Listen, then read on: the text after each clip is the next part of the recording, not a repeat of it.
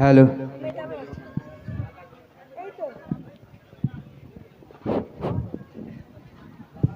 Hello hello hello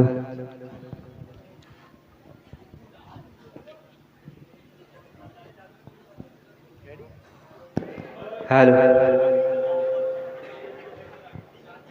hello hello ঠিক আছে।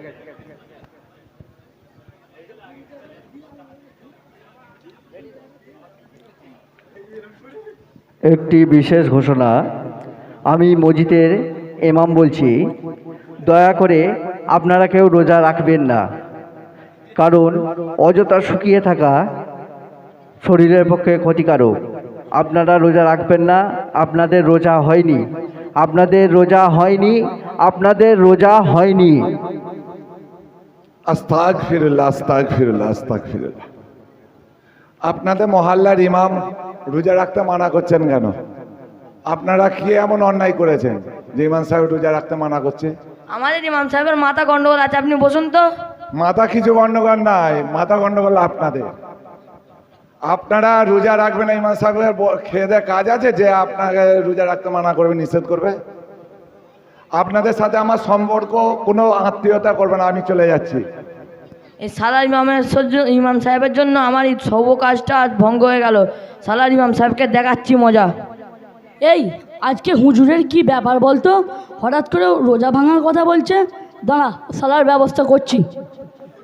সালার হুজুর সাহেব গ্রাম মাঝে যাতা বকছে, সালার হুজুরকে দেখছি। ভাই চলো তো, ভাই চলো, ভাই চলো, চলো চলো চলো ভাই চলো। ব্যাপারটা তো আমার কাছে ঠিক লাগছে না। দেখি ইমাম সাহেবের সাথে যুক্তি করে দেখি কি ব্যাপারটা, এই নিয়ে কি বলছে।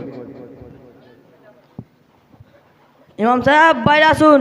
বাইরে আসুন, বাইরে আসুন। আরে কি ব্যাপার, আপনারা সব একসাথে এখানে এসেছেন? আচ্ছা, মসজিদের ভেতরে আসুন, বসে কথা হবে। আপনার সঙ্গে যা কথা বলবো ভেতরে বলা যাবে না, আপনি বাইরে আসুন। আচ্ছা ঠিক আছে, যাচ্ছি। আস্তাগফিরুল্লাহ, আস্তাগফিরুল্লাহ, আস্তাগফিরুল্লাহ। কি ব্যাপার? আসসালামু আলাইকুম। ওয়ালাইকুম আসসালাম।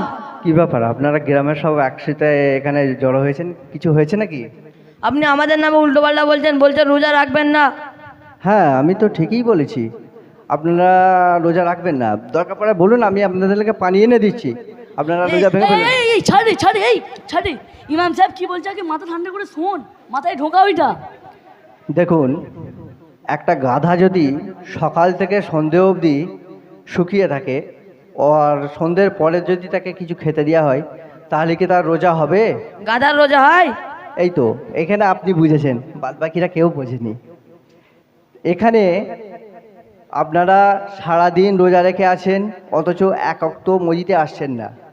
মসজিদ বিরান হয়ে যাচ্ছে, নামাজই নেই। নামাজ পড়ার কথা আল্লাহ রসুল খুদ অন্তিমকালে বলে গেছে, ইয়া উম্মতি আসসালাত, ইয়া উম্মতি আসসালাত, ইয়া উম্মতি, নামাজ আমার উম্মত, নামাজ আমার উম্মত।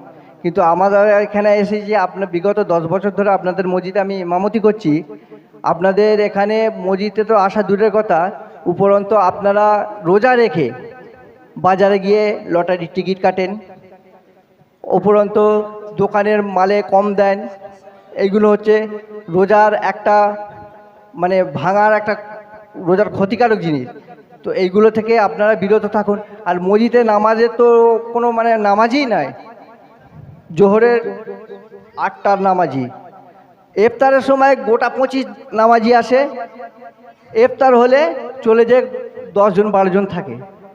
এইরকমভাবে চললে কিন্তু আমি আর আপনাদের মসজিদে থাকতে পারবো না। কিন্তু কারণ আপনাদের জানা দরকার যে মসজিদে নামাজি থাকে না, সেই গ্রামে আল্লাহর গজব পড়ে। তো আমি গজব থেকে বাঁচার লেগে এই মসজিদ ছেড়ে আমি চলে যেতে চাই। কিন্তু হুজুর, আমি তো বাড়িতে 5 ওয়াক্ত নামাজ পড়ি। দেখুন, আল্লাহর নবী বলেছেন, কোনো কারণ ছাড়া কেউ যদি ঘরে নামাজ পড়ে, সেই বাড়িতে মহিলা ও বাচ্চা যদি না থাকতো, তাহলে সেই বাড়িকে আল্লাহ আগুন দিয়ে জ্বালিয়ে দিত। তো বাড়িতে নামাজ পড়লে তো নামাজ মানে হবে হয়তো, কিন্তু পূর্ণ নামাজ হবে না। নামাজ কায়েম করার কথা বলা হয়েছে, ঠিক আছে, সেটা মসজিদে এসে। তো আপনারা মসজিদে না এসে বাজারের নামাজের সময় বাজারে ঘুরে বেড়ান, নামাজের সময় চায়ের দোকানে আড্ডা মারেন, রোজা রেখে যত রকমের খারাপ কাজ হয় সেগুলো আপনারা করতে থাকেন।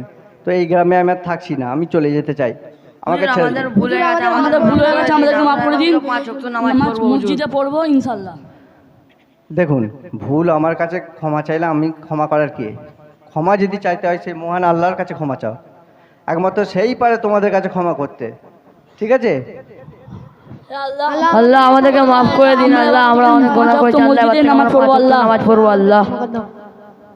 আল্লাহ দরবারে মাপ চেয়েছে, আল্লাহ আল্লাহ পাই যেন আপনাদের মাফ করে দেন।